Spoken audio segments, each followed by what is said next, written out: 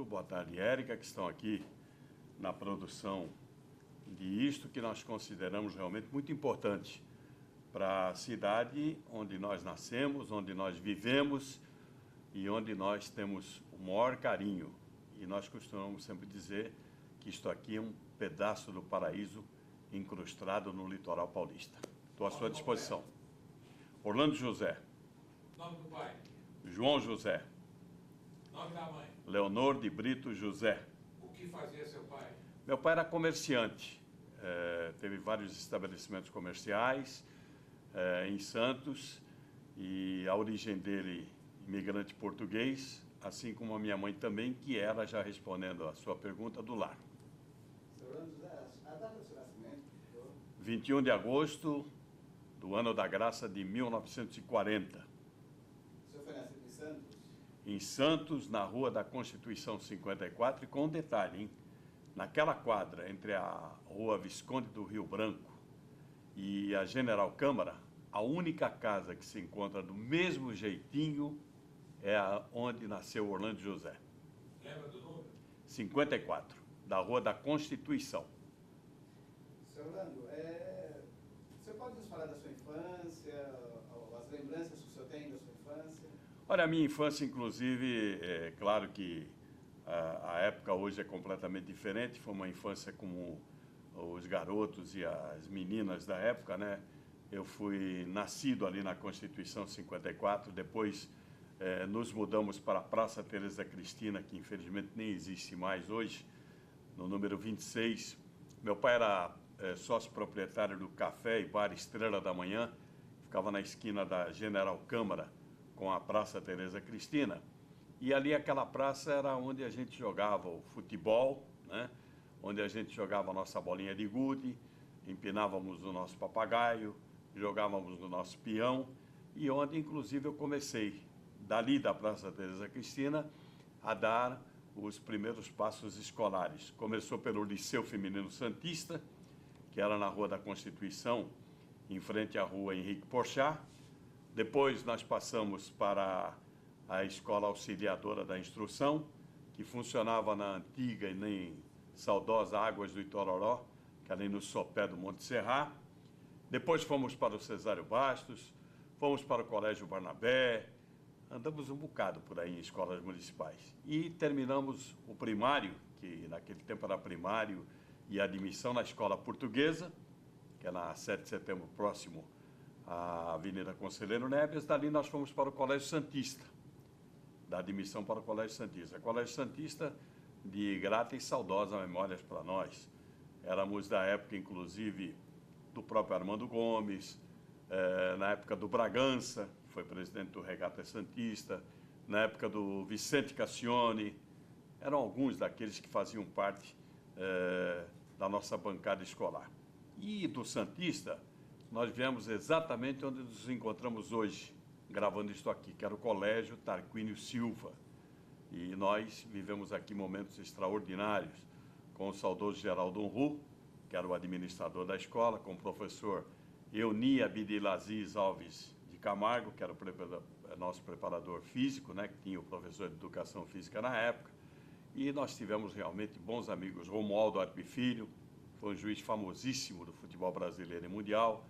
Tínhamos o Mão de Onça, que era um jogador extraordinário do basquete da cidade. Tínhamos o Dagoberto, tínhamos o Mário Melo Soares, faziam parte da nossa bancada escolar. Isto foi até que nós terminássemos aqui o científico. Depois, por questões outras, nós fomos obrigados a abrir mão do estudo e tivemos que ir para uma atividade profissional remunerada, porque o pai já não tinha mais condição de bancar o estudo, então nós fomos trabalhar. Mas aí começou. Italcable, que era um serviço telegráfico que tinha privado aqui em Santos, junto com a Aula América, com o Wester, com o Radional, com a Radiobras. Isso acabou depois tudo sendo engolfado pela Embratel, acabou o sistema privado telegráfico, mas nós trabalhamos na Italcable até 1959, quando fomos convocados para servir a aeronáutica, né? Ministério da Aeronáutica. Fomos para a Base Aérea de Santos, destacamento de Base Aérea de Santos, onde ficamos lá um ano, um mês e 5 dias. Incorporamos 5 de janeiro de 59 e fomos para a reserva, ou demos baixa da atividade militar em 10 de fevereiro de 1960. Senhor Orlando, antes da gente continuar, né, o senhor poderia nos falar de como era a cidade nesse período que vem da sua infância para a sua adolescência, as suas lembranças, os lugares que o senhor frequentava, os bailes, festa, né? Como é que era isso nesse período? A cidade vivia um momento extraordinário, era o café, né? Nos anos 40, anos 50, nós tínhamos realmente uma riqueza que era o ouro verde do café, né? E a cidade tinha um serviço extraordinário de transporte coletivo, que era o bonde, né? O bonde tinha uma atividade bonita e nós vivíamos na cidade, porque na cidade, no centro da cidade hoje, de saudosa memória, é onde as famílias tradicionais de Santos moravam. Porque praia praticamente existia para você ir no final de semana tomar um banho de mar, nas saudosas cabines de balneária, alugar aquelas cabines para você trocar de roupa ali, ver como é que era a coisa. E nós, ali na cidade, nós tínhamos, por exemplo, muitos cinemas, né?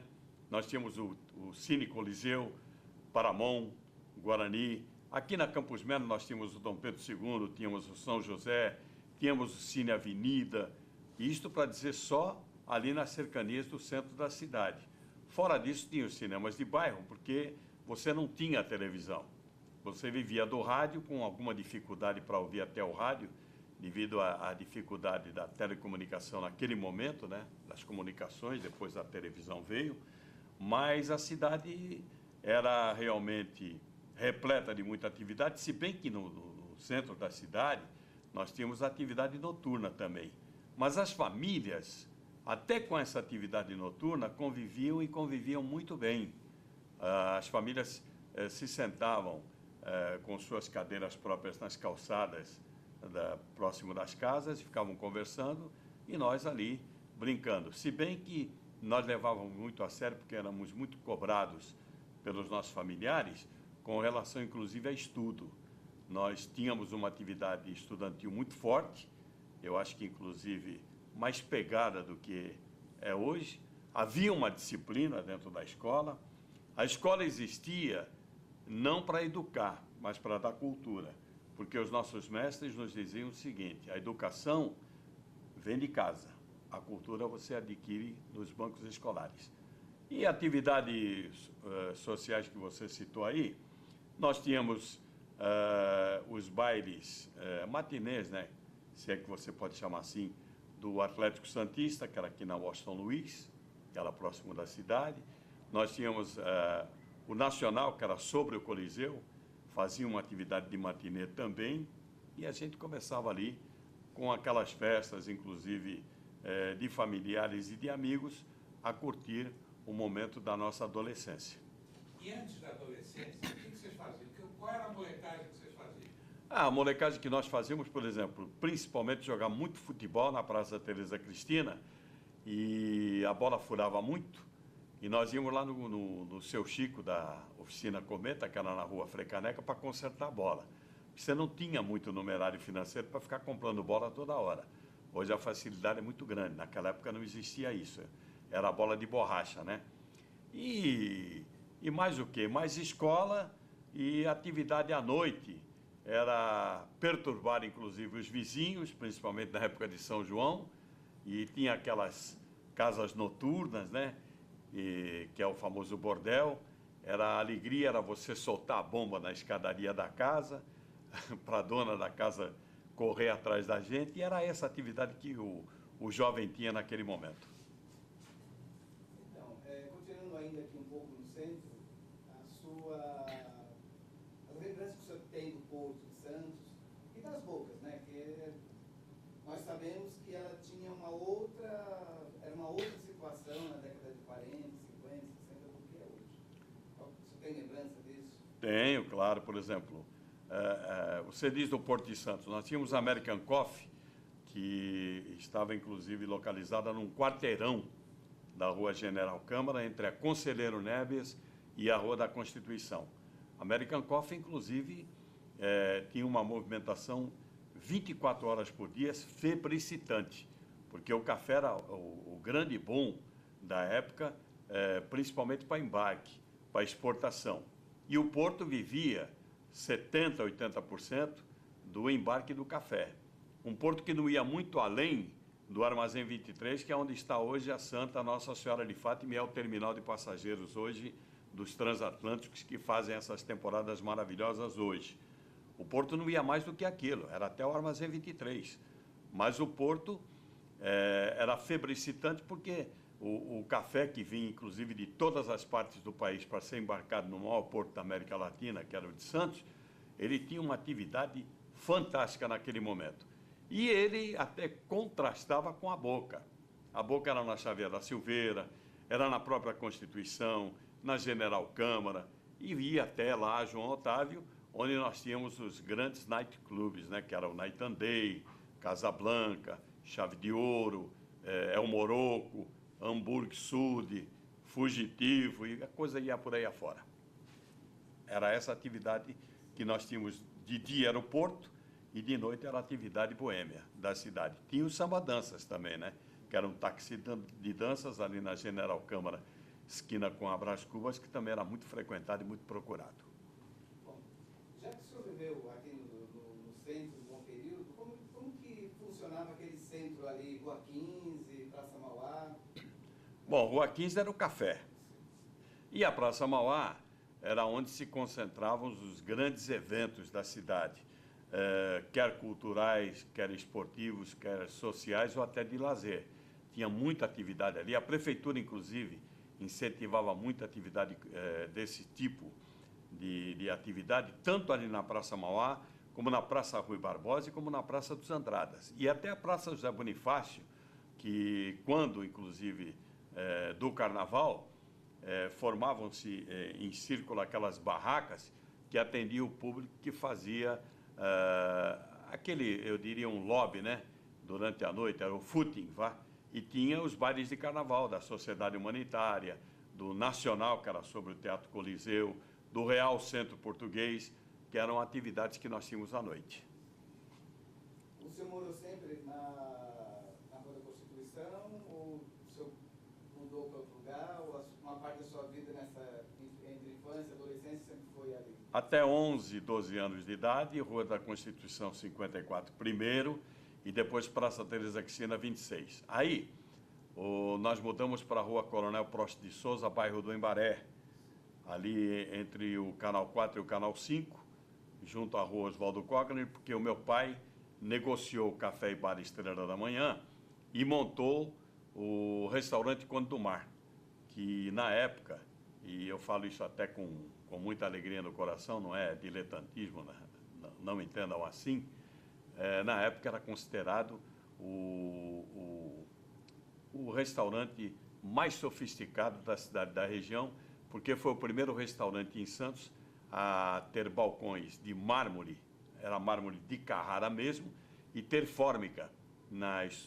nos seus armários, nas suas prateleiras, onde ficavam expostos os vinhos e as bebidas sofisticadas da época. Aí nós mudamos ali. Ali começou uma outra etapa da minha vida.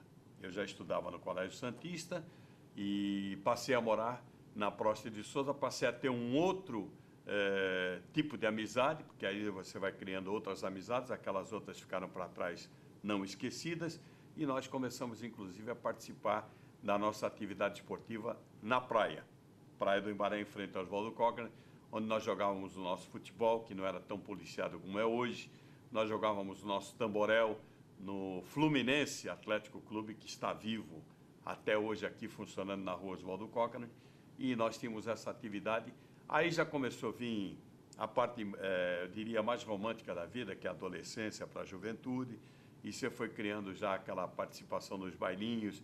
Aí você já frequentava, por exemplo, o Sírio Libanês, você já frequentava o Santos Futebol Clube, você já frequentava o Internacional de Regatas, o Vasco, o Saldanha, que eram os clubes que tinham essas atividades sociais vibrantes naquela época e naquela adolescência, naqueles anos. Já anos 50 para 60. Então vamos ficar um pouquinho mais nesse bailinho, né? Porque os clubes de Santos, eles história muito forte na cidade. E hoje, alguns deles estão desaparecendo, né? Verdade.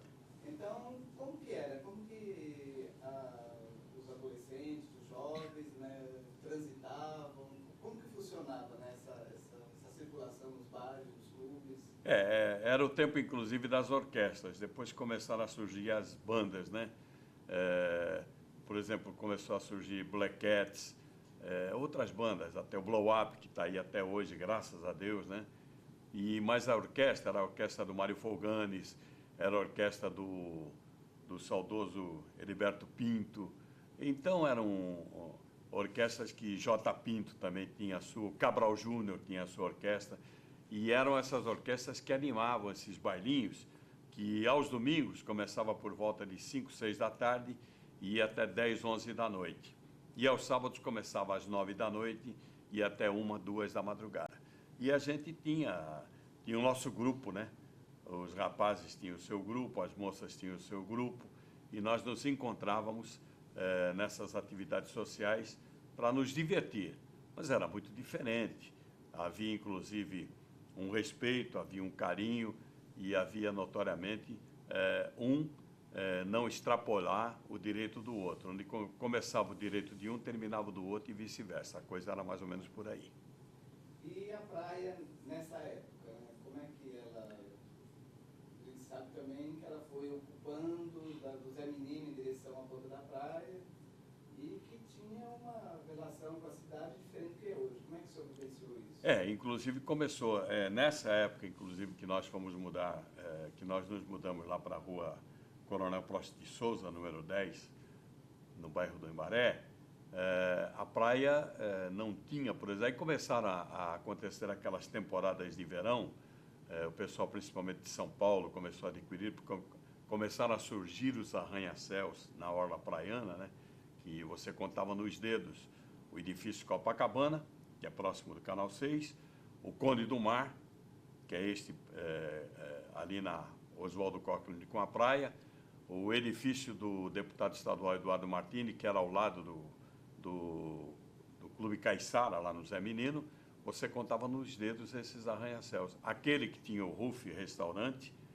ali na Avenida Vicente Carvalho, entre a Conselheiro Neves e a Washington Luiz, o Canal 3, então se contava. Aí começaram a surgir os arranha-céus e o povo de São Paulo, principalmente a classe mais abastada, começou a adquirir os seus imóveis próprios, não vir necessariamente para se instalar, por exemplo, na pensão do De Maria, que era ali no bairro do Embaré, nem no Parque Balneário Hotel, nem no Atlântico Hotel, nem no Hotel Martini, e eles começaram a comprar os seus imóveis e vir passar temporadas. Aí a praia começou a ser mais frequentada e nós participávamos disso tudo. Nós nos encontrávamos na praia pela manhã para jogar o nosso futebol ou até para fazer um footing, que existe muito no interior, mas que começou a acontecer nas praias pela manhã, principalmente dos finais de semana. Orlando, você citou o restaurante do seu pai, que marcou época. Outro marcou também época, que foi o Chave de Ouro, na Boca, justamente lá perto de onde você nasceu. Você vivenciou aquilo ali? Viveu alguma? Claro, claro. O Chave de Ouro, inclusive, o final dele, foi com muita tristeza que nós vimos isso, o empresário da Noite Santista, já falecido, Oscar Augusto Leonardo Guerra, é quem adquiriu o Chave de Ouro no final, e ele, com tristeza, foi obrigado a ceder para a tal Avenida Perimetral, que ainda não chegou até ali, mas que fatalmente vai chegar. Ela foi desapropriada pela Prefeitura e pelo governo federal, para que fosse ampliado o espaço físico para que caminhões e outros veículos pudessem transitar rumo ao Cais do Porto e saindo também do Cais do Porto. E o Chave de Ouro era realmente um ponto de encontro de figuras importantes da vida social, política, administrativa da cidade, do estado e do país. Ali no Chave de Ouro, participaram inclusive de jantares e almoços famosos, Getúlio Vargas, Adhemar de Barros, isso para citar o lado político da coisa. Jânio Quadros esteve por ali também. E os políticos da cidade, principalmente da época, Antônio Ezequiel Feliciano da Silva, que foi nosso prefeito, um belo advogado, e tantos outros, engenheiro Silvio Fernandes Lopes, o próprio Mário Covas Júnior chegou a ter encontros políticos ali, no Chave de Ouro. E era, inclusive, o encontro de grandes damas da noite que faziam seus encontros ali, porque haviam, dentro do Chave de Ouro, autênticas salas reservadas para que pessoas trocassem as suas ideias sem que ninguém os atormentasse ou assistisse até o diálogo deles, naquela época. Indo já para uma parte que nós interrompemos, a sua saída da aeronáutica. Aí o senhor retoma o trabalho. Aí voltei para Itaocable, isso já no começo do ano 60, isto por volta de fevereiro, março, né? Mas aí vai acontecer o episódio de nós trabalhando na Itaocable. O meu pai abre uma lanchonete na Avenida Tiago Ferreira, em Vicente de Carvalho, ex-Itapema, ali no começo, próximo à Estação das Barcas, e me convida para que fosse trabalhar com ele. Meu pai já estava até um tanto quanto adoentado, mas abriu a lanchonete e eu fui trabalhar com ele. Sobre a lanchonete, existia Guarani, o Cacique do Ar, que era um serviço de alto-falante que acontecia muito naquelas épocas, esse serviço de alto-falantes de bairro, né? Então, funcionava de 17 às 22 horas. E o que era o Guarani, o Cacique do Ar? Era o Aloísio está enviando esta música para sua namorada, a Emília, com prova de carinho pelo aniversário dela hoje. Aí tocava Normalista com Nelson Gonçalves, Boa Noite Amor com Francisco Alves, tocava Imoraria com Ângela Maria, e a coisa ia por aí afora. E sobre este Guarani, o Cacique do Ar, frequentava a lanchonete do meu pai, o saudoso Antônio Barassal, que era o vereador da Câmara Municipal de Guarujá, que era locutor esportivo da Rádio Cultura e que era o proprietário do Guarani, o Cacique do Ar, junto com seu filho Domingos Barassal. E o que acontece? O Domingos fala assim, pô, o Alemão, que era o meu apelido de garota, né?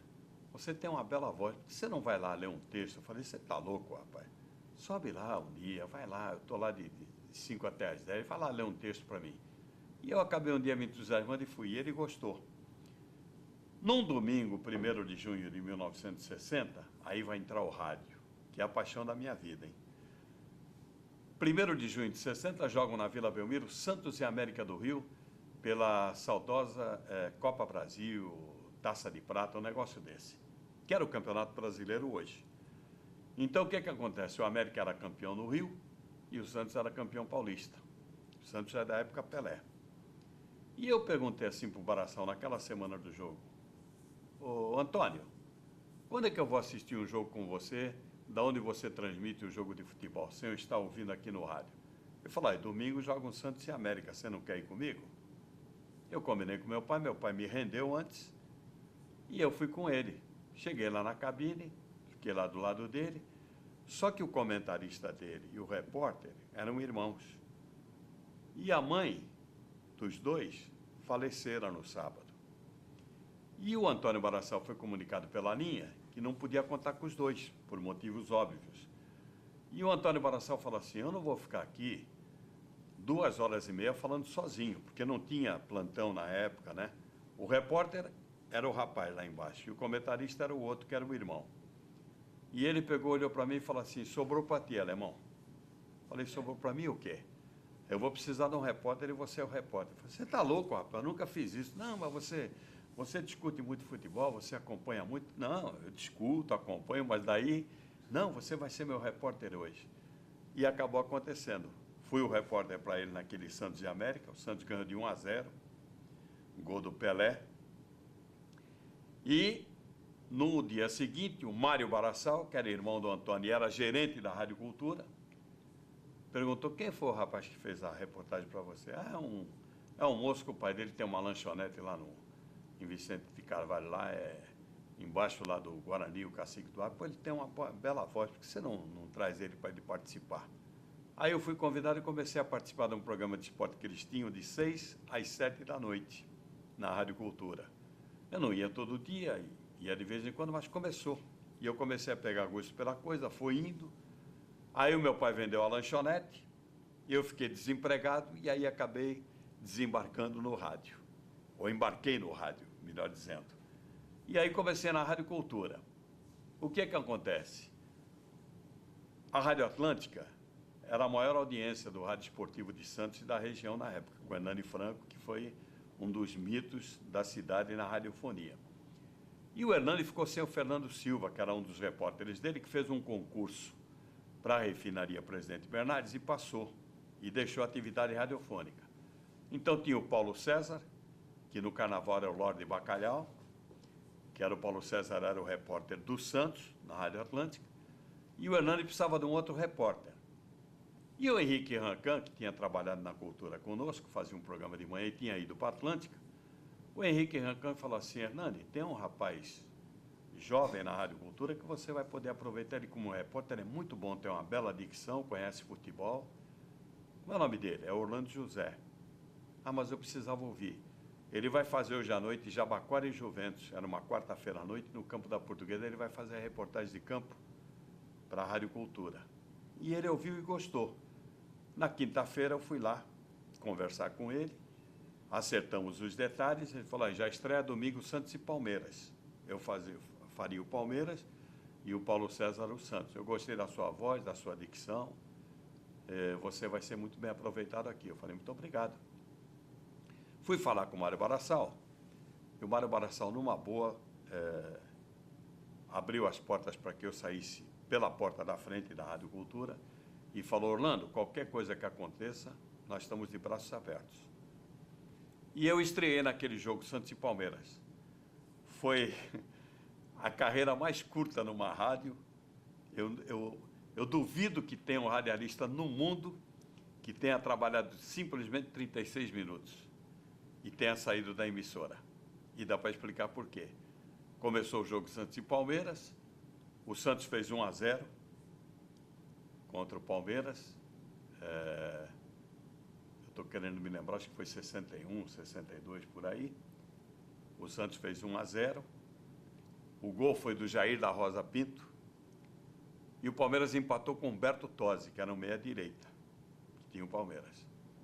Aos 36 minutos, teve uma bola alçada sobre a área do Santos e o saudoso Mauro Ramos de Oliveira, que foi um dos maiores jogadores que eu vi na posição de back central jogar, ele imprensou a bola com o rosto do chinesinho, que era no meio esquerdo que o Palmeiras tinha.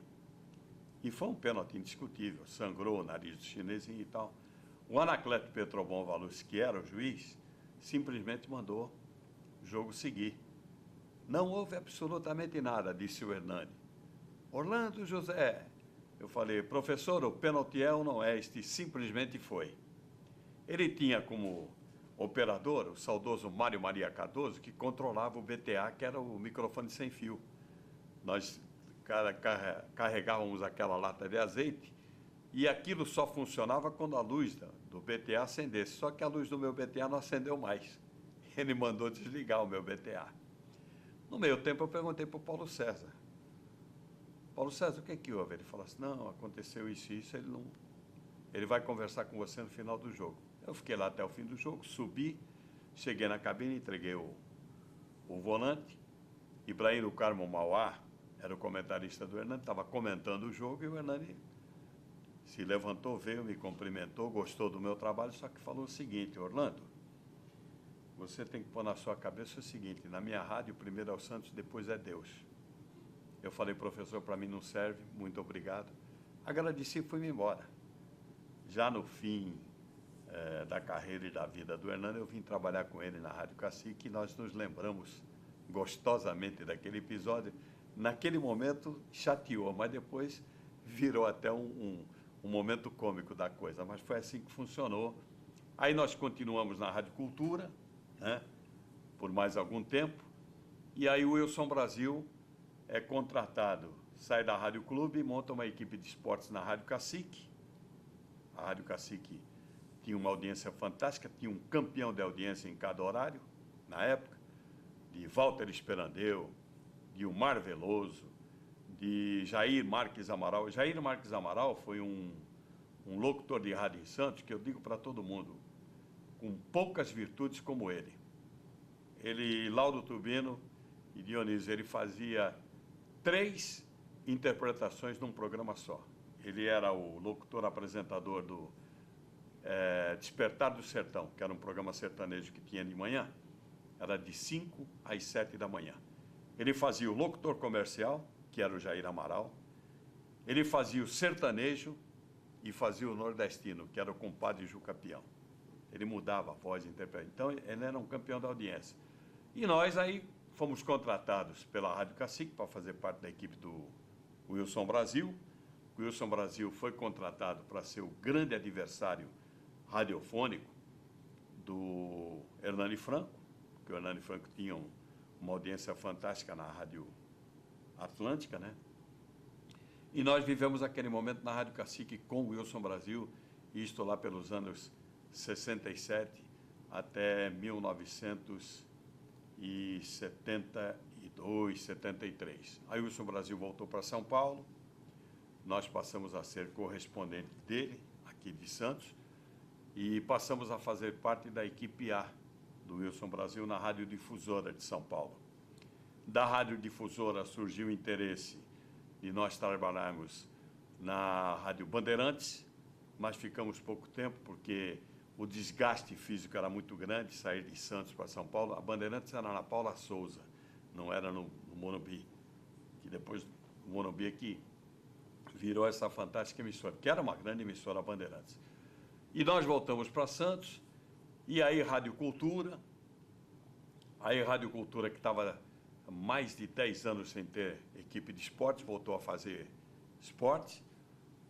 Rádio Cultura volta para a Rádio Cacique para a Rádio Clube, e foi por aí o negócio. E Rádio Clube, Rádio Atlântica. Atlântica foi vendida em 1986 e nós passamos a ser da Tribuna AM, e o saudoso Roberto Mário Santini me chamou e pediu que eu continuasse. Eu falei assim, mas, seu Roberto, vou continuar eu e o Sérgio de Oliveira. A Rádio Tribuna é uma rádio elitista, não tem esporte. Não, mas nós vamos popularizar a Rádio Tribuna, a AM. Ela vai acabar com essa linha que ela tem hoje, que era uma rádio muito elitista, né? Uma rádio que, guardadas as devidas proporções, lembrava muito a Eldorado, dos primórdios da Rádio Eldorado. E aí o que aconteceu? Nós popularizamos a Rádio Tribuna AM e eu acabei coordenador de esportes, e depois coordenador até da própria emissora, da Rádio Tribuna. E tivemos momentos extraordinários lá na Rádio Tribuna. Aí nos aborrecemos lá com um fato que não cabe aqui, inclusive, lembrar, e voltamos para a Rádio Cultura. E da Rádio Cultura, nós saímos da Rádio Cultura por outro motivo também que não cabe aqui explicar. Aí fomos para a Rádio Clube. Da Rádio Clube surgiu a TV Litoral, que era lá em São Vicente, na Capitão Moraguiar. Quando você chegou a pegar o final do sucesso, que era fantástico na rádio brasileira, enfim. Claro. O Rádio Teatro. O Rádio Teatro. Como é que era? Era o Rádio Teatro, por exemplo, na Atlântica e Cacique, e depois a Cultura com José Francisco Pacheco. A Atlântica e Cacique com Rosinha Mastrangelo, que era realmente um monstro sagrado da radiofonia santista. E aqui nós tínhamos uma escola de radioteatro fantástica, figuras maravilhosas, Dorival Ribeiro Pinto, Sila Souza, a própria mãe do Armando Gomes, a Iracema Gomes, era uma radioatriz fantástica. Nós tínhamos as irmãs, a Norma Arias, e a irmã dela, que não me reporto o nome agora, que foi esposa do saudoso Vicente Aires. Tinha Carlos Calmon, tinha monstros, tinha Wilson Geraldo, tinha Heriberto Pinto. Nós tínhamos aqui um time. José Gomes, era um time fantástico. Correia Júnior, Manuel Correia Júnior também. Nós tínhamos realmente umas figuras emblemáticas do rádio teatro brasileiro, e que foram depois aproveitadas até a nível de São Paulo e a nível do país. Fizeram escola e foram-se embora. O Vicente Aires foi um locutor da primeira linha da Rádio Record de São Paulo, que ele tinha uma voz padrão simplesmente extraordinária. E era um grande ator também na interpretação do texto, não é isso? E a Rosinha Mastrangelo fez. Nós tínhamos Marcelino Santos, a gente vai, Dindinha Sinhá, a gente vai se lembrando. Dindinha Sinhá era o teatrinho de brinquedo nas manhãs de domingo na Rádio Atlântica de Santos, de 10 a meio-dia, onde eu, garoto, usando o suspensório, ganhei muitos 50 mil réis na época, narrando futebol. A gente concorria. Por exemplo, o Marcelino Santos chamava 4 ou 5 lá para o palco, e nós íamos lá. E aí era para narrar futebol. E a gente narrava, já estava no sangue o negócio, né? A gente narrava e o público que estava, a plateia, que lotava o auditório da Rádio Atlântica, né, ali na Praça Correia de Melo número 1, e o público é que julgava. Palmas, e tal, e a gente acabava ganhando um dinheirinho maravilhoso ali, naquela época. Vamos trocar já? Vamos trocar a fita, né? Perfeito. Bom, viu, senhor Orlando? Está indo bem? Hoje, 12 de maio de 2010, vamos iniciando a segunda fita da entrevista do senhor Orlando José, aqui nos estúdios da Unimonte. Senhor Orlando,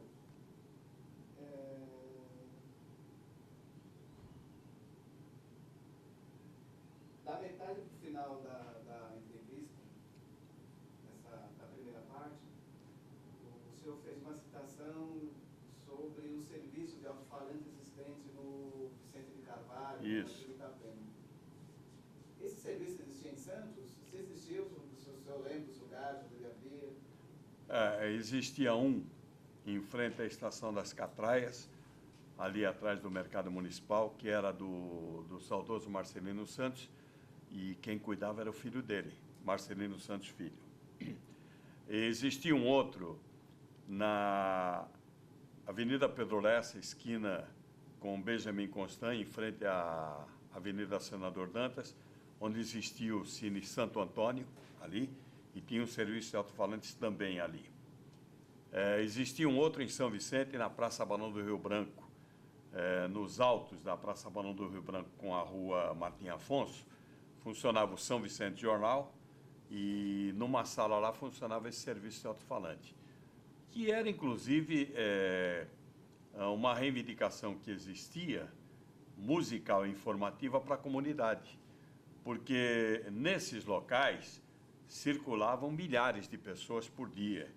Então você tinha o anúncio ali da lanchonete, da sapataria, do eletrodomésticos, qualquer tipo de anúncio, da lavanderia. Então anunciavam ali. E também tocavam músicas. E fulano oferecia para Beltrano e vice-versa. E era uma maneira de interagir a comunidade para que uns, inclusive, conhecessem os outros. Esse era o momento do serviço de alto-falante que existia na cidade em alguns locais, especificamente em alguns locais. Em relação às rádios, né, voltando para a questão das rádios, o senhor podia falar do seu conhecimento da existência das rádios em Santos? Olha, sem querer ferir susceptibilidades, as emissoras é domínio público, elas são policiadas, diríamos assim, pelo governo federal, através do Ministério das Comunicações. Por exemplo, espaço físico no dial para a rádio AM não existe mais hoje, você não encontra porque não tem, acabou. FM nem sei se existe ainda algum espaço hoje, não sei se existe. Como tem muita rádio pirata, é capaz de existir ainda, né? Mas na época do AM, e a AM era a mosca branca na época, nós tivemos, inclusive, emissoras fortíssimas aqui na cidade e na região. Por exemplo, Santos, nós tínhamos a Rádio Atlântica de Santos, que era da família Bacará. Nós tínhamos a Rádio Clube de Santos, foi a 4ª emissora do país, A primeira emissora do país foi a Rádio Roquete Pinto. A segunda foi a Rádio Jornal do Comércio, de Recife, Pernambuco. A terceira foi hoje é a rede RBS, no Rio Grande do Sul. E a quarta foi a Rádio Clube de Santos. A Rádio Clube de Santos hoje, até hoje ela tem esse privilégio, ela tem um canal internacional. E ela tem 10 mil watts de potência na antena, o que equivale hoje a 100 quilos de potência. Quer dizer, ela tem um canal internacional aberto ainda até hoje. Hoje ela pertence ao grupo da Igreja Universal do Reino de Deus. E naquela época, ela pertencia a um consórcio de vários donos. Até que quando o saudoso Hermenegildo da Rocha Brito faleceu, isto em fevereiro de 1994, e foi um pedido dele para o Pelé. O Pelé já tinha, parece que 93% das ações da rádio, e ele fez um pedido para o Pelé, porque o saudoso Hermenegildo da Rocha Brito, ele não falava a Rádio Clube, ele citava o Rádio Clube de Santos. E o bairro existe hoje porque a torre da Rádio Clube era lá, naquele mangue do Rádio Clube de Santos, ali na zona noroeste. Então, veja bem, o saudoso Hermenegildo da Rocha Brito chegou para o Pelé, quando ele soube que o Pelé estava com o poder todo da Rádio Clube nas mãos, ele falou assim: seu Edson, por favor, só me venda o Rádio Clube quando eu partir dessa por uma melhor. E o Pelé foi fiel. Quando ele faleceu em fevereiro de 1994, em março, o Pelé vendeu a Rádio Clube. A Rádio Cacique era de um senador da República, que era Cirilo Júnior. Ele tinha a Rádio Cacique de Taubaté, Rádio Cacique de São Caetano do Sul, Rádio Cacique de Mogi das Cruzes e a Rádio Cacique de Santos. Foram 4 canais que ele conseguiu através de Brasília. Não sei se Brasília ainda era no Rio de Janeiro, a capital da República ainda na época. Não era em Brasília. Brasília foi depois de 60, porque a Rádio Cacique é de 1952, quando ela começou a atividade dela. Rádio Universal, que era de Santos, Cacique de Santos, Atlântica de Santos, Cultura era de São Vicente, que o canal era de São Vicente, Guarujá, que era de Guarujá, e a Rádio Universal, que era de Cubatão, o sinal da rádio. Veja só como é que era a coisa, eram 7 emissoras, né? Eu falei das 7, eram 7 emissoras. Você vê que era uma de São Vicente, uma de Guarujá, uma de Cubatão e as outras 4 de Santos, né?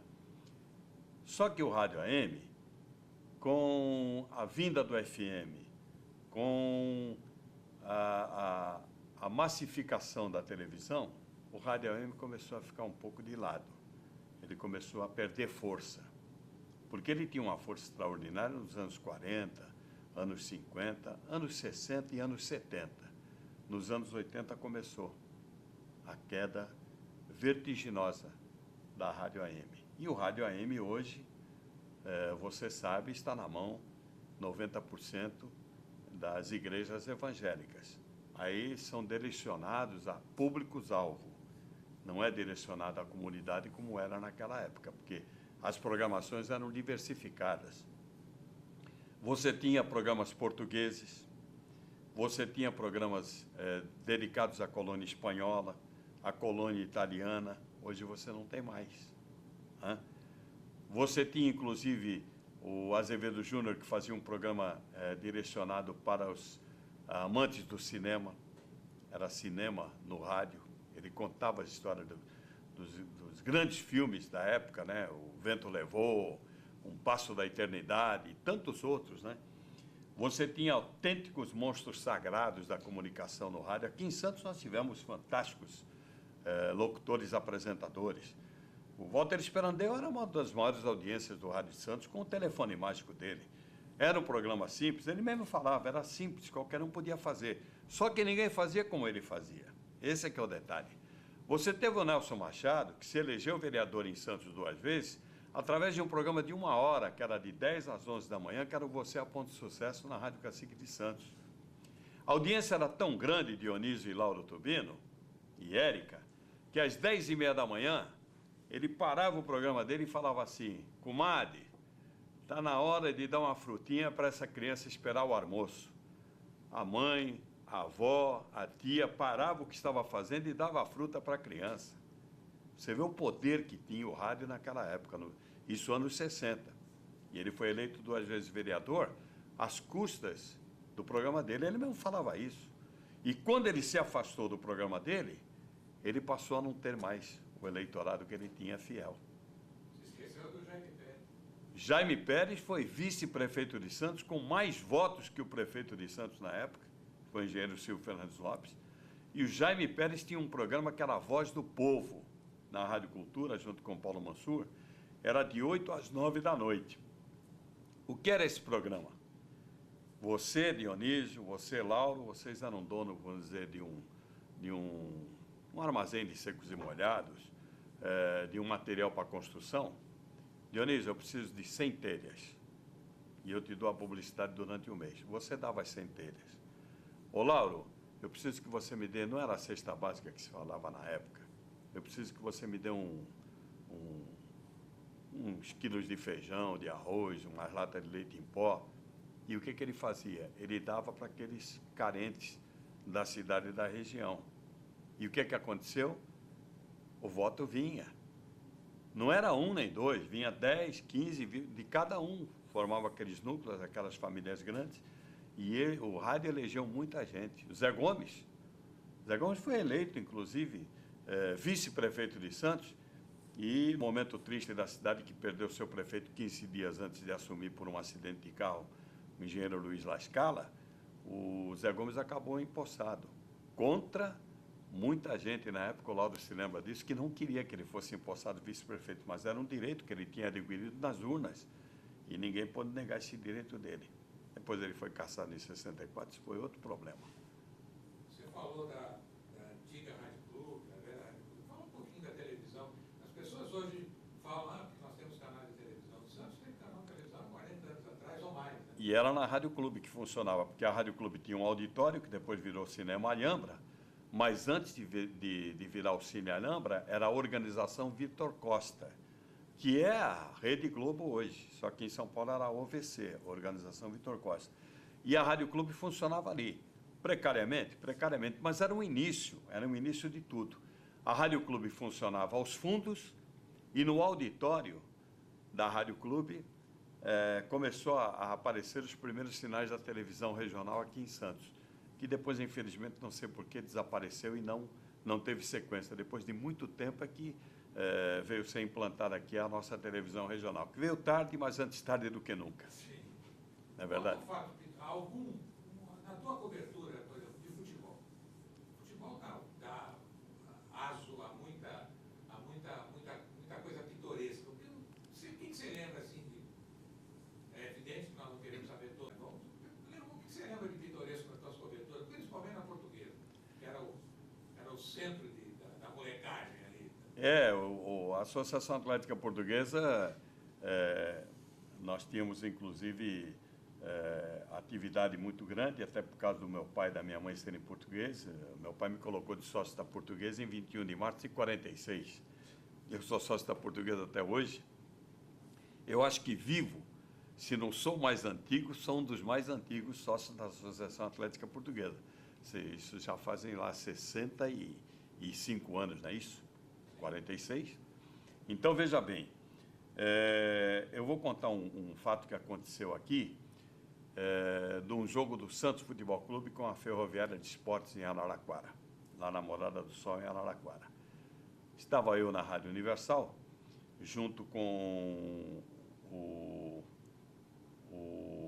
Odair Pimentel, que era o comentarista, eu era repórter, e o Stankonovich. O Stanka era um alemão de 2 metros de altura, uma complexidade física terrível, e ele era o narrador. Então, fomos fazer um jogo um domingo à tarde em Araraquara. Saímos daqui 5 horas da manhã, numa perua Aero Willis, que a Rádio Universal tinha, emprestada pelo Salim Mansur. Lá fomos nós para Araraquara fazer o jogo. Pedimos linha direitinho, porque era uma dificuldade, rapaz. Era a Companhia Telefônica Brasileira. Pedimos linha e tal, e chegamos lá no estádio 2 horas da tarde, instalamos tudo e tal. Aí o Stanka começou: alô Santos, alô Universal, alô Estúdio, alô Santos, e nada de responder. Alô Araraquara, alô Telefônica Araraquara, por favor, alô Telefônica Araraquara, e nada. Alô Campinas, porque era assim, saía do estádio, ia para a Central de Araraquara, de Central de Araraquara para Campinas, de Campinas para São Paulo, de São Paulo para Santos, até chegar na Universal. E ele chamando, e 3 horas, e 3h15, e 3h30, e os times já vão entrar em campo e nada da gente ter um contato. Aí nós conseguimos falar com a Central de Araraquara, da Telefônica, aí conseguimos falar com Campinas, mas não falava com São Paulo nem com Santos. Aí o que o Odair teve a ideia? Faltavam 10 minutos para começar o jogo. O Odair falou assim: Estanca, faz o seguinte, eu estou ouvindo tudo lá dentro do campo, estou de repórter, aqui no fone. Faz o seguinte, você fala no microfone, ô Edson Luiz, aí na central de operação da Rádio Universal em Santos, eu vou contar até 20 e vou entrar narrando o jogo, hein? Porque a ideia é que ele estava nos ouvindo e nós não conseguimos ouvir ele no retorno. E o Estanca fez isso. 5 minutos para as 4, o jogo começava às 4, ele contou até 20 e mandou bala. Nós narramos o jogo inteirinho. 4 para a Ferroviária, 0 para o Santos. Foi um desastre aquele dia. O time do Santos não andou. Viemos embora, chegamos aqui em Santos, era 1, 2 da manhã. No outro dia acordei e fui fazer o programa de esporte, que era 11h30 da manhã. Era na Ana Costa, esquina Cunha Moreira. Funcionava a Rádio Universal. Cheguei lá, está o Edson Luiz lá na mesa, operando e tal. Estava o programa do Oswaldo Figueiredo, que era Portugal e sua gente. E aí, Edson, tudo bem? Um momentinho. Aí ele, tudo bem. E o som ontem, como é que estava? Que som? Som de Araraquara, da jornada, do jogo, que não chegou a nada. Ficamos tocando música a tarde inteira. Quer dizer, nós narramos o jogo para nós, para os 3. Quer dizer, isso foi um fato que nós não nos conformávamos. Como é que você ia cobrar do teu anunciante? Não teve, o jogo não teve. Nós fizemos uma viagem que não teve finalidade nenhuma. Esse foi um dos fatos, né?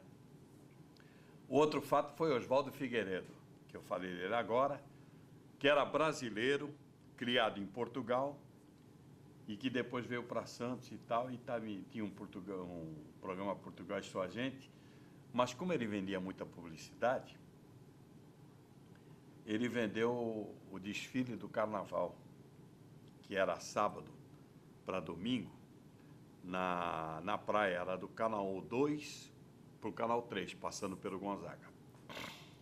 E ele vendeu a jornada lá para, acho que foi Philips, Refrigeração Santista, diz que Casa do Rádio, um negócio desse assim, um pool lá, ele formou e tal, e vendeu. Aí, o que acontece? Isso foi na Rádio Clube, hein?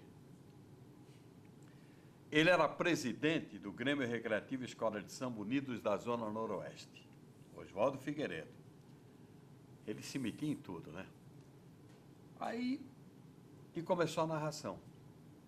Mais ou menos 11h30, 20 para meia-noite, a Unidos da Zona Noroeste entra na avenida, do Canal 2 para o Canal 3.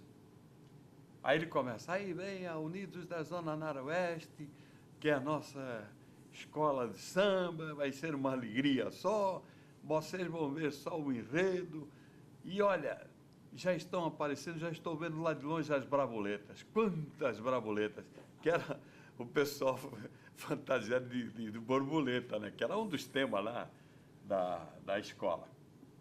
Aí ele começa, aí vem uma braboleta azul, uma braboleta amarela, uma verde, e começou. E quando chegou meia-noite, o seu Dito Lopes, que era locutor da Rádio Clube e era zelador, ele tinha a ordem de tirar a rádio do ar.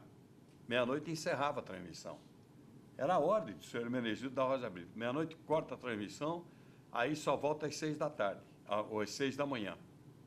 E o Dito chegou meia-noite e simplesmente... E o Oswaldo continuou. E o pessoal avisando ele, né? Oswaldo, a rádio está fora do ar. Muito bem, estamos aqui E as bravoletas estão muito bonitas, que maravilha, não sei o quê. E conclusão, ele acabou narrando mais de meia hora só para ele, porque não tinha mais transmissão nenhuma, a rádio já estava fora do ar. São fatos, inclusive, pitorescos do rádio, né? Seu Orlando, além desses pitorescos, na sua carreira de jornalista, qual o trabalho mais importante que o senhor fez? O jogo, entrevista? O senhor acha que foi assim, um ou dois ou três dos mais importantes da sua carreira? Os dois mundiais do Santos, que o Santos conseguiu interclubes, né, em 62 e 63, que nós acompanhamos muito bem. Não os jogos lá fora, mas principalmente a nível daqui, aquela conquista no Maracanã contra o Benfica, aquela conquista contra o Milan da Itália, aquilo foi um negócio. O Santos perdeu 4-2 o jogo na Itália, precisava ganhar, pelo menos, no mínimo pelo mesmo placar, não ia para pênalti não. 48 horas depois tinha um outro jogo no mesmo local da segunda partida. E o Santos conseguiu fazer os 4-2, perdia de 2-0 aqui no primeiro tempo. Aí santa chuva que desabou no intervalo do jogo, inundou o Maracanã, e o Santos começou a chutar de tudo quanto era lado, principalmente com o Pepe, o garoto de ouro. Ele fez 2 gols de bola chicoteada mesmo, porque chutava muito forte. O Santos ganhou de 4-2, 48 horas depois teve o jogo de desempate, e o Santos ganhou de 1-0, gol do pênalti, marcado pelo Dalmo Gaspar. Esses foram 2 dos momentos mais importantes. O 10º gol do Pelé, né? O 10º gol do Pelé em novembro de 69 foi realmente um fato extraordinário que a gente não esquece mais. Os títulos do Santos. Eu costumo dizer para os meus filhos que eu fui um privilegiado, porque eu vivi toda a era Pelé, que foi uma era fantástica do esporte, futebol neste país, e que eu fui um privilegiado porque eu fui repórter. Nessa época toda, eu tinha o privilégio de assistir os jogos de dentro do campo. O Lauro pediu um fato pitoresco, eu vou contar uma que aconteceu. O Santos veio daquelas excursões desgastantes que tinha para a Europa, de jogar um dia sim, o outro não, um dia sim, outro não, e isso era feito em 25, 30 dias. O Santos ia lá buscar muito dinheiro para manter o time que tinha, o elenco era muito forte, mas era muito caro na época. E o Santos desembarcou um domingo de manhã em Campinas para entrar de tarde contra o Guarani, no Brinco de Ouro da Princesa, o Guarani treinando 15 dias para esse jogo. E o Guarani meteu um 5-1 do Santos naquele dia.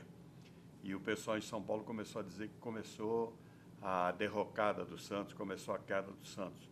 O Santos jogava na quarta-feira seguinte na Vila Belmiro contra o Nacional Atlético Clube da capital, fazia parte do campeonato da primeira divisão de São Paulo.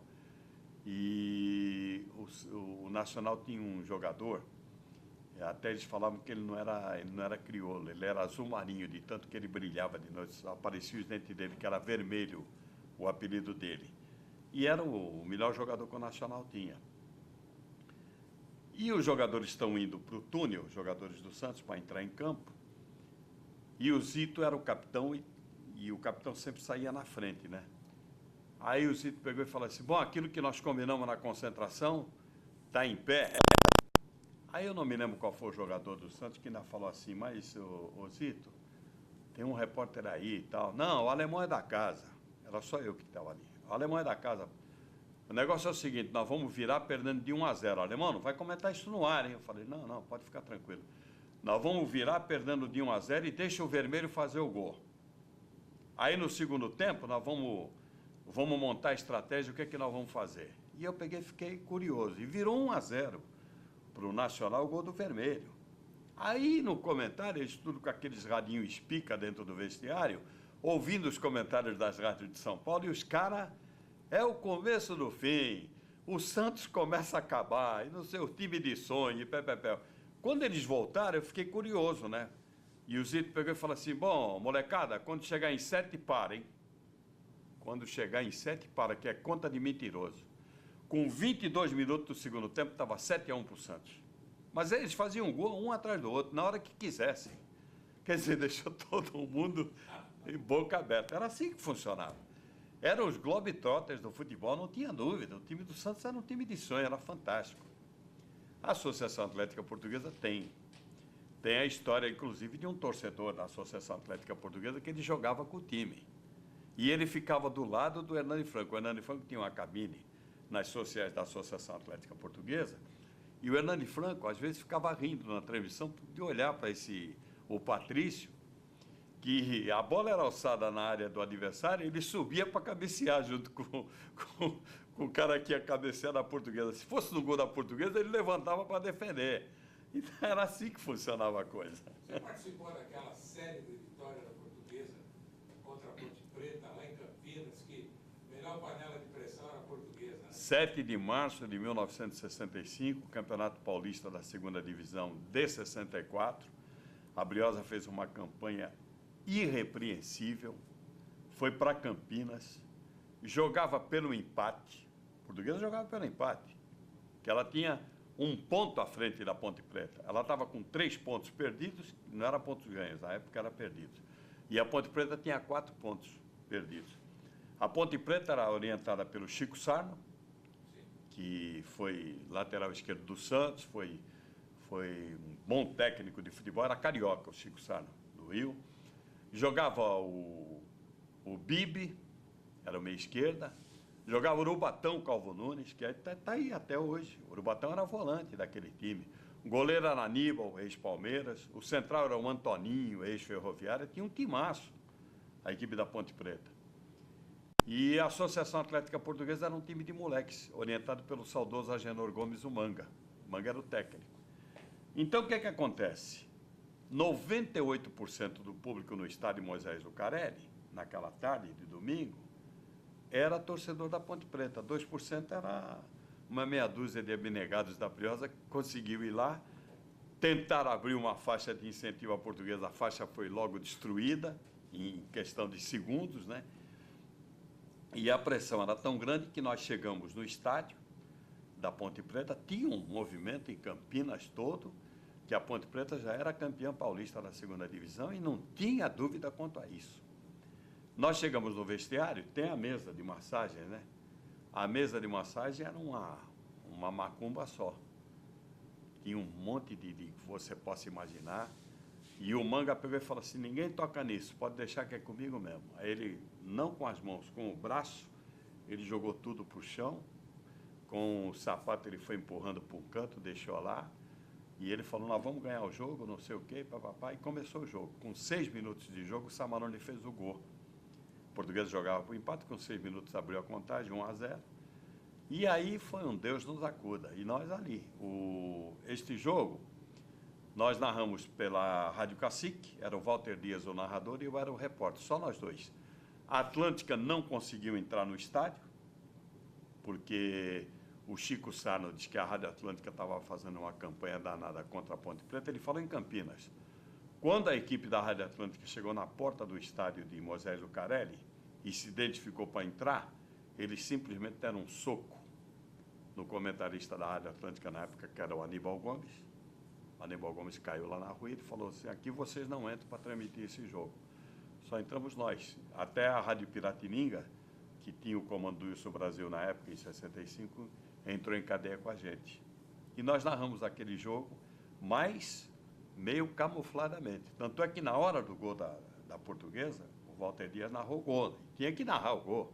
O gol saiu, deram uma garrafada na cabeça dele e ele pediu para mim continuar narrando lá debaixo do campo. E eu fui segurando um tempo até que ele se recuperou e depois tocou o negócio até o fim. Seu Nando,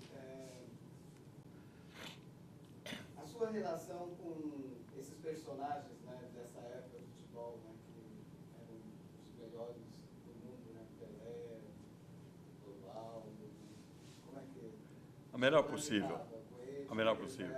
O relacionamento era extraordinário, é diferente de hoje. Hoje você não consegue entrar no vestiário, naquela época você entrava no vestiário, você entrevistava eles dentro do vestiário, no habitat deles. Hoje não tem mais essa possibilidade, não existe mais isso. Mudou muito daquela época para hoje. Tanto é que hoje nós temos um relacionamento extraordinário, por exemplo, com o Jonas Eduardo Américo, com o Edu, com o Coutinho, Mengalvio, o próprio Pelé, com o Pepe, Isso citar alguns daquela época, né? Muitos outros estão aí até hoje e nós temos um relacionamento, eu diria até amável e de um comprometimento eu diria, muita lisura, muita imparcialidade e muita credibilidade de um com o outro, né? Por isso que a gente plantou para colher hoje, né? Isso. E a tua maior emoção? Eu diria, essa da Associação Atlética Portuguesa em Campinas, eu diria para você que foi uma das maiores emoções. Agora, a maior emoção que eu senti no rádio, nós fomos fazer um jogo Santos e Botafogo no Maracanã. Era o jogo, eu não sei se era Libertadores, não me lembro se era Libertadores ou era Campeonato Taça Brasil, um negócio desse assim. E eu era repórter do Wilson Brasil na Rádio Cacique. Só que, naquele dia, o Pedro Luiz, que era narrador da Bandeirantes, ele ficou sem um repórter dele. Parece que o Roberto Silva não conseguiu embarcar de São Paulo para o Rio, um negócio desse assim. E ele precisava de um repórter. E o Pedro Luiz, como tinha uma amizade muito grande com o Wilson Brasil, conversou com o Wilson Brasil e o Wilson Brasil me cedeu para ser repórter da Bandeirantes naquele dia. Eu deixei de ser o repórter da Cacique e fui ser repórter nesse jogo. E porque eu era de Santos, o Étel Rodrigues, que depois foi juiz e foi um belo repórter, o Étel Rodrigues ficou com o Botafogo e eu fiquei com o Santos. Aí terminou o jogo, o Santos parece que ganhou de 4-1, uma coisa assim. Eu estava no vestiário do Santos e o Étel Rodrigues no vestiário do Botafogo. E nós fazendo as entrevistas e tal, eu falei assim, Étel, Garrincha está por aí? Falou, Garrincha está aqui do meu lado. Não, porque eu estou com o Pelé do lado. Vamos fazer aí um intercâmbio entre os dois para eles baterem um papo e tal. Aí eu coloquei o fone no ouvido do Pelé, o Étel colocou o fone no ouvido do Garrincha e nós começamos a fazer as perguntas e os dois começaram a conversar. Foi um momento realmente extraordinário, porque são dois monstros sagrados, né? Você falou, você foi um jogo do Santos, que era o time dos sonhos. Agora conta quem estava do outro lado também. Ah, não, o time do Botafogo era fantástico. O time do Botafogo tinha, só a linha deles, era Garrincha, Didi, Quarentinha, Amarildo e Zagallo. Esse era o ataque. Tinha Nilton Santos na lateral esquerda, tinha Gerson de central, tinha Oswaldo Baliza no gol, tinha Pampolini. O time do Botafogo era fantástico. O time do Santos era maravilhoso. Mas o Botafogo era o que encarava o Santos na época, a nível nacional, e o Palmeiras encarava o Santos a nível regional aqui, do estado de São Paulo, era o Palmeiras. O Palmeiras tem um timaço também, Julinho, Humberto, Servilho, Jair e Rodrigues. Era um time, Julinho, Humberto, Ney, Jair e Rodrigues. Tinha o tempo de Dudu e Ademir da Guia também, Chinesinho também. Eram times fantásticos que existiam.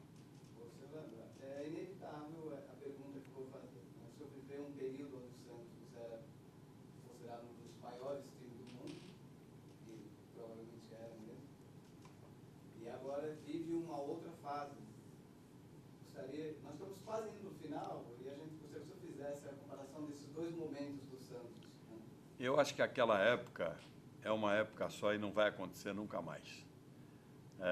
O Santos tinha realmente um time que chegou a ser cognominado dos Globetrotters do futebol. Porque você sabe que tem os Harlem Globetrotters, que acabou desaparecendo, que eram os americanos que faziam do jogo de basquete uma brincadeira alegre para o público que os prestigiava, e o público prestigiava no mundo inteiro, porque eles tinham realmente uma facilidade astronômica de jogar aquele negócio com a bola ao cesto, né? E o time do Santos era fantástico, eles faziam o que queriam, quando bem entendiam. E teve uma época no Santos que o Santos tinha, por exemplo, Dorival, Mengalvo, Coutinho, Pelé e Pepe, mas a defesa não era boa.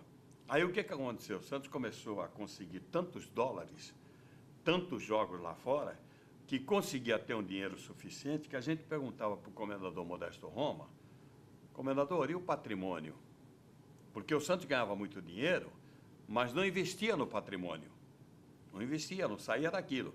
E ele só falava o seguinte: ponham vocês na cabeça uma coisa, o dinheiro da bola é para a bola. Quer dizer, não adiantava, o dinheiro que vinha lá de fora era para contratar. Aí o que acontecia? O Santos contratava Gilmar dos Santos Neves para o gol, contratava Carlos Alberto Torres, que era o melhor lateral que o país tinha, Mauro Ramos de Oliveira, Rildo da Costa Menezes, quer dizer, contratava quem bem entendia, Raul Donazar Calvé e tantos outros que vieram depois, né? E criava, inclusive, o Santos sempre foi um celeiro de muito craque, criava os fantásticos. Por exemplo, o Santos se deu ao luxo de ter 3 dos maiores centroavantes que o mundo viu jogar numa mesma época, que era Coutinho, Pagão e Toninho Guerreiro, que eram 3 fantásticos centroavantes. Tinha os 3 aqui, e tinha time que não tinha o centroavante, pelo menos parecido com os 3. Então você vê que aquela época era uma época. Esta época está no começo ainda, o Santos está indo muito bem, está jogando uma enormidade, mas eu acho que nós temos que ter um pouco de calma,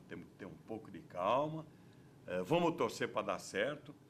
Eu concordo até com o político, e ele é pré-candidato ao governo do Estado neste ano de 2010, que diz que o raio não cai 2 vezes no mesmo lugar. E ele disse: o raio caiu 3 vezes no mesmo lugar, que é Pelé, Robinho e Neymar. Eu concordo com o Geraldo Alckmin, ele está certíssimo. O raio caiu 3 vezes no mesmo lugar, guardadas as devidas proporções. Pelé é Pelé, hein? Pelé é ó concurso. Pelé é que nem o Pepe diz. Você pergunta para o Pepe: você é o 2º maior artilheiro da história do Santos? Ele falou: não, eu sou o primeiro. Como você é o primeiro? Você só fez 794 gols, o Pelé fez 1.284. Ele falou: mas o Pelé não é deste plano. O Pelé é de um plano infinitamente superior. O Pelé é de outra galáxia, ele não existe. E eu concordo, o Pelé é um só, não vai aparecer nunca mais. Agora o Robinho tem os méritos dele e o Neymar tem os méritos dele também. Senhor José, nós estamos indo lá para o final da nossa entrevista e o senhor poderia falar alguma coisa que porventura a gente não tenha perguntado, o senhor quer falar e para as suas considerações finais? Olha, só agradecer, porque é sempre muito bom. Eu digo que recordar realmente é viver. Um povo sem história é um povo sem memória. E nós, graças a Deus, passamos aqui momentos bonitos de uma Santos que está se reformulando, está se remodelando, está se modernizando, inclusive, né, a nossa cidade. Mas que uma Santos da minha época, lá dos meus primórdios, do menino, do garoto, do adolescente, do jovem, que infelizmente não existe mais. E nem poderia ser de outra forma. O progresso está aí, é para ser, claro, avançado cada vez mais. A gente tem que avançar junto com o progresso. Isso é inquestionável, né? Mas nós vivemos momentos realmente extraordinários aqui, gratificantes, e eu só tenho que agradecer. E fico à disposição de vocês, quando quiserem, quando precisarem, quando necessitarem, é só nos ligar, como fizeram dessa vez, porque eu tenho no Lauro Tubino um amigo, um irmão, e ele sabe disso. Gostei de conversar com o Dionísio, gostei da Érica lá atrás, filmando e, claro, gravando tudo isso, para que nós possamos passar para os nossos futuros semelhantes coisas bonitas da nossa querida e maravilhosa cidade de Santos, que eu adoro. Aqui nasci, aqui vivo, aqui construí uma família maravilhosa, tenho uma esposa fantástica, que é a Lenice de Oliveira José, tenho 2 filhos, Márcio Eduardo de Oliveira José e o Sérgio Ricardo de Oliveira José, um da área da informática, o Márcio, outro médico veterinário, que é o Sérgio de Oliveira José. Aliás, ele gosta muito do Lauro, o Sérgio José.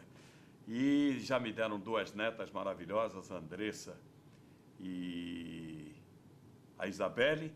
E nós temos aí as noras, a Cláudia e a Duli, e eu só tenho que agradecer vocês, porque a família é o berço de tudo, e Santos é maior que tudo.